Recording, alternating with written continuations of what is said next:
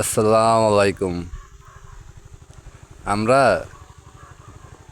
খুব অলস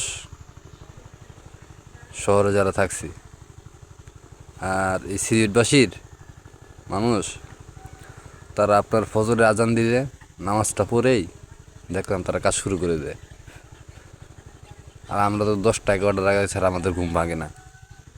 জমিদারের ঘুম আমরা ঘুমাই, জমিদাররা ঘুমায় গেছিল, সেই ঘুমটা আমাদের ভিতরে আছে, তো সেই ঘুমটা আমরা দিই।